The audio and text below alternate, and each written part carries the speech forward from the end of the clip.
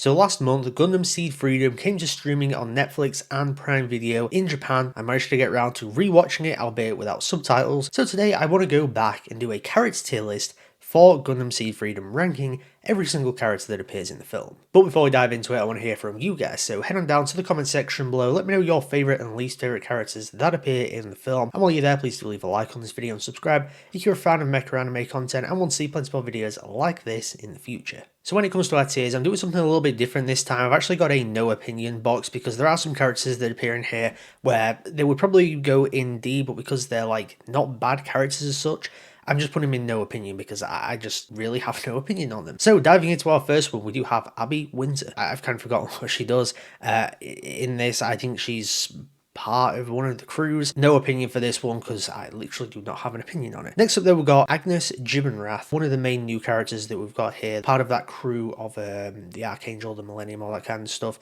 part of Compass should I say, and I gotta be honest, she's not the most likable character ever. Take Flay from Gundam Seed, remove like all of the character complexity, and that's essentially what you have with Agnes, where she's just a really unlikable character who is essentially just attention seeking, like she wants love, and yeah, I can understand that to some degree, but it's just kind of annoying, and she's not the most fleshed out character ever, which is hard to do when you've only got like a 2-hour film. You know, she's not the worst character ever, but I'm going to put her in C because she's really not all that interesting. Next up, we've got Albert Heinlein, who I think is aboard the Millennium. Not a bad character or anything like that, but just one of those characters where I won't say I quite don't have an opinion, but because he's just part of the crew, there's nothing overly notable about him. So unfortunately, I'm going to throw him in D because there's just really not a whole lot to talk about there. And next up, we do have Alexei Kano, who appears once again from Seed Destiny. I believe he was second to Captain Gladys or whatever, just purely on being like a returning character and stuff. I'm going to put him in C, but behind Agnes. Next up, we've got Arnold Newman, who normally I would put in like D because, again, just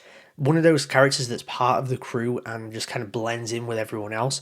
But based on the fact that Arnold has appeared throughout the entire series and has pretty much remained loyal to Maru, I gotta give respect to that. So I'm actually going to put him in C, but I'm going to put him towards the top. Next up, we've got athrun. He's part of one of the crews. There's a lot of characters that just kind of blend together here. So I'm going to put him, I mean, I know he's appeared in, I think, Destiny, so I'm going to put him like here. Next up, though, we've got Athrun Zala, who, if you guys have seen my other tier list for Seed and Seed Destiny when it comes to characters, Athrun is my favorite character out of those. He is still my favorite character in the franchise. He is not given the hugest role here. Like, he's given a significant role, but he doesn't show up until like halfway through the film. So unfortunately for this round, I cannot put him in S tier, but he does sit comfortably in A. Even though he's not in the film loads, he absolutely makes an impact when he does show up. Next up, we've got Aura Maya Kaiba, who is kind of the main villain of the film, essentially a lolly villain, and she's entertaining purely on that fact because she's like, really small, but she's loud and feisty and all this kind of stuff. So it's just kind of funny having one of these characters in this film, and it's not really something I expected from Seed. I'm going to put her top of C just purely based on kind of entertainment, but as a character, she's alright. Next up, we've got Cagali Eula Atha, and as much as I love Cagali, I don't want to say she's useless in this film, but she's heavily underutilized. She is like essentially just like sat in her office for most of the time, and all she contributes really is talking politics and such. So I'm going to put her in B for now. She's going to go at the bottom of B if anywhere. Next up, we've got Delida Lulha Chandra II. Once again, I think another character who's kind of remained loyal to Maru Ramius. There's nothing to the character at all. I wouldn't have even remembered this guy, so I'm going to put him down in D. There's a whole lot of characters that just aren't notable whatsoever. Even though there are some fantastic characters in the Seed franchise, there are a lot that just kind of go under the radar and just really don't do anything. Next up there, we've got Daniel Harper, who is one of the Black Knight squad. I do really love his design. I like the mask that he's got going on. I can't remember which colour Rudrower he uses. It might be the blue one, I'm tempted to say, though I could be wrong there. When it comes to a lot of these Black Knight ones, they have awesome mobile suit designs, but a lot of them do kind of blend together and they just kind of work as a team. They don't really have individual characterization to them, so I'm going to put him in C. I think I'll put him like just about here though. Then we've got Diaka Elfman, who's really not in the film all that much. I mean, basically shows up for the third act, and as much as I love Diaka, especially in Seed, not so much in Seed Destiny, but that's purely because he doesn't have a lot to do there. For this film, I'm going to put him like there just purely because he only shows up for the third act really. Next up there we've got Erica Simmons, a character that has consistently shown up throughout the Seed franchise. She's been given stuff to do plot-wise.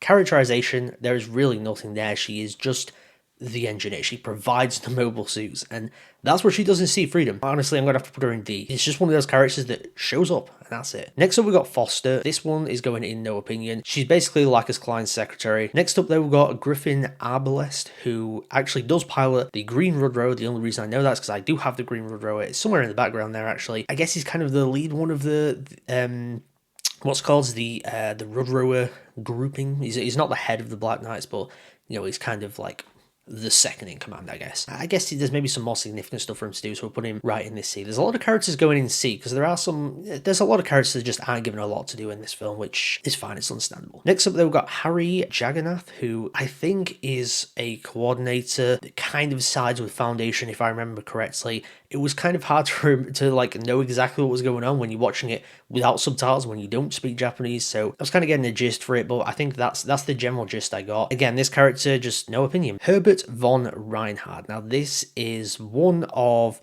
the next character, Hilden Hacken, who is the next one we'll talk about.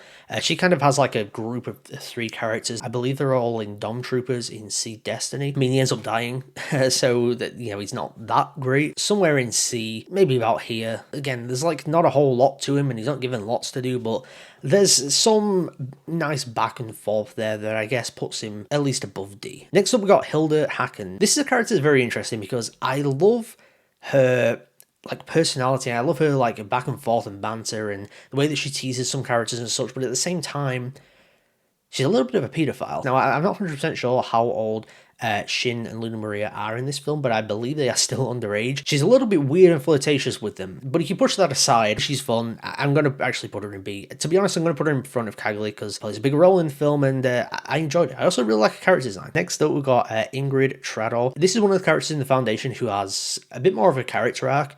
It's similar to Agnes, but without the massive unlikability. Like, she basically wants love. She wants the attention of Orphe. There's at least something there with her character. I'm gonna put her in the bottom of B, like when it comes to this film anyway. Next up there, we can move on to the main lead, and that is Kira Yamato. He's maybe not quite at his best in this film, but I think this is one of the best character arcs that we've seen from him, where he's taken on the burden of war by himself, or he's trying to do that, and the whole film was really about him opening up to other people and allowing other people to help and understand that he's not in it alone and he cannot do all this stuff alone. Also, I think that Kira and Lax's relationship is at its best in this film. Yes, it's cheesy and all that kind of stuff, but Seed's always been like that, so I think it really does work in this film, and I bought into them as a couple a lot more in this, as opposed to Seed and SEED Destiny, so I put him at the top of S. I mean, especially in terms of this film, I think that Kira is really, really fantastic here. On the same topic of Kira and Lacus, we do actually have Lacus Klein. I think I can comfortably say she's at her best in this film. There's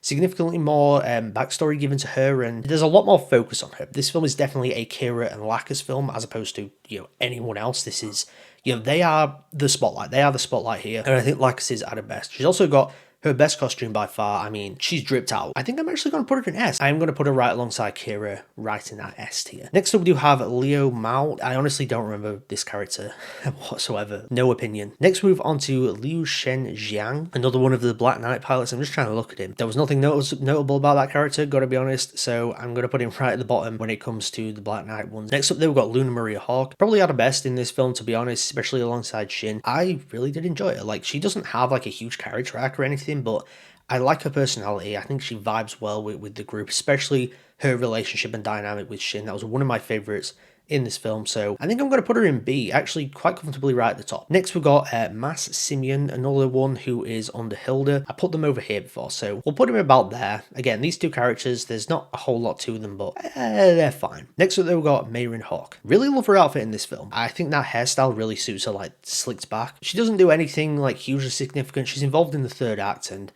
I kind of like the whole thing that her and Athrun have got going on, and I really hope that we see more of that in the future if we ever do revisit this franchise. We're going to put her somewhere in B. I think she actually probably does more than Cagley in this film, but also she doesn't really have standout moments in the way that Cagley maybe does. So we're going to put her in here. I think she nicely sits in B. Next up, we got Michael, who is kind of framed as the villain early on. Basically is the new, like, head of the Blue Cosmos thing, Earth Forces, all that kind of stuff. There's really nothing to him. There is a purpose in terms of plot, but in terms of character, there's absolutely nothing there, so we're putting him right at the top of D. Then we move on to Mula Flagger, of course, a great character throughout Seed, especially SEED Destiny.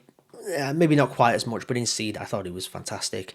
Here, he feels like his old Moolah Flagger self and has some really good moments. I mean, the dude literally blocks a fire for like a shot from the Requiem in the Katsuki, which is an awesome scene, one of the best in the third act. I mean, aside from that, like, yeah, he has cool moments in the film, but there's not really a character arc there. But again, like, it's Moolah Flagger. He's just a cool character. I'm actually going to put him like right here, solidly right in the middle of B. Next up, though, we've got Muru Ramius. Fantastic character throughout Seed and also throughout Seed Destiny, a mainstay of the franchise, if you will. And I thought she was really good here. She actually gets a bit more involved in the action aside from just being like in the captain's chair. She's involved in the third act significantly more, like kind of front line kind of stuff. So again, I'm going to put her in B. I think I'm going to put her in front of Luna Maria, you know. Next we'll move on to who I would say is the main villain, that is Orphe Lam Tao. I'm going to put him like pretty solidly in B. He's not the most amazing characterized wise, but there is something there. And I kind of like how he just kind of goes off the rails in the third act a bit as well. He's one of those characters where like you feel like there is intelligence behind him and what he does, and then going into the third act he kind of becomes that, like, you know, annoyed, shouty kind of evil villain. And then I mean, it's fine, it works well enough, so I'm going to put him like about right in the middle of B. I'm going to put him behind Moolah Flagger because it's Moolah Flagger. He's just an awesome character. Next up though, we got Redlard Traddle. This is definitely one of the more standout characters within the Black Knights, just because she has like a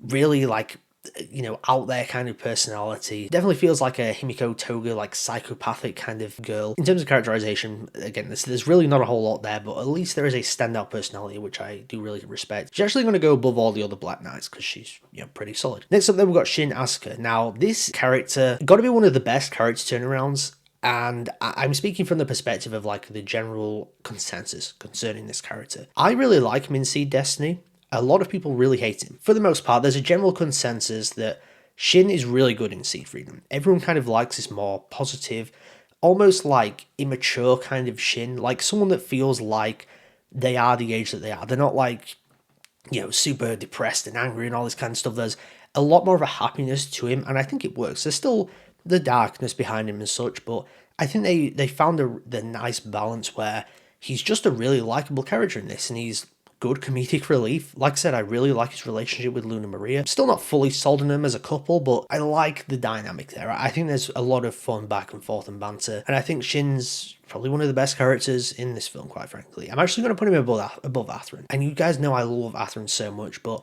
just purely on the character turnaround that still feels in character for Shinn, I think it's pretty impressive, the fact that they were able to basically turn the general consensus around this character from everyone like pretty much hating him to everyone loving him. That's pretty damn impressive, not gonna lie. We're moving into the last few now. We've got Shura Serpentine, who is kind of the leader of the Black Knight squad. He's the one that pilots the Shiva. This character definitely has more, I guess, to do. I'm actually gonna put him right at the top. Honestly, I actually did really quite like him. I like the way that he's sort of like playing a bit with Agnes's emotions and being like, hey, you know, I'll love you, I'll appreciate you, all this kind of stuff to kind of bring her over. I like that slyness that there is to him. That's like one of my favorite traits in a villain, when they're like really sly and conniving. I really appreciate that about this character. Again, there's not the like most significantly like fleshed out ever. In fact, I put him in C before. I'm actually going to put him here. Honestly, I really did like what they did with him here, and especially when you got him versus Athrun. Really cool fight scene there. One of the better Black Knights by far. Next up, we do have Toya Mashima, who is kind of like the secretary to Kaguli, but also almost like a surrogate little brother. He's fine. There's also nothing overly notable about him. We're putting him right at the bottom of C. Next up, though, we've got Walter Dillamon. No opinion. I think he's kind of like a spokesperson for the Earth Federation or something. And next up, we do have Isaac Jewell. Of course, I really like him in Seed. I think he's got some good moments in Seed Destiny as well. Much like Diaka, he's basically there for the third act to show was almost like a, hey, you know this character, here he is. That's kind of just what it feels like. He's just like there because we got to bring everyone together for the third act. But in terms of the film, there's not a really whole lot that he does, purely based on prior knowledge and appreciation. I'm putting him right behind Diaka, purely because Diaka has a better mobile suit in my opinion. The Lightning Buster is awesome. The Jewel Blitz, don't get me wrong, it's a great mobile suit, but I do like the Lightning Buster just a little bit more. But there we have it. That is my character tier list for Mobile Suit Gundam Freedom, ranking every single character that appears in the film from worst to best, essentially. There are some characters that I didn't include, which essentially are as cameos, characters that maybe shown up before, purely because they're like 1-second cameos. There's really no point in including them. Before I get out there though, please do leave a like on this video and subscribe if you're a fan of mecha anime content and want to see plenty more videos like this in the future. I still got a few Seed videos coming around the corner. I'm going to do a ranking of all of the anime stuff, so that's like Seed, Seed Destiny, Seed Freedom, Stargazer, and then the Astray MSV. I think I'm ranking all of those. But if you guys do like Gundam in general, got plenty of Witch from Mercury videos up on the horizon, character tier list, mobile suit tier list, all that kind of stuff. I'm planning on starting G Gundam soon as well, so expect videos on that as and when I get around to watching it and finishing it. Thank you once again for tuning into Mecha Chat today. I'll see you guys next time.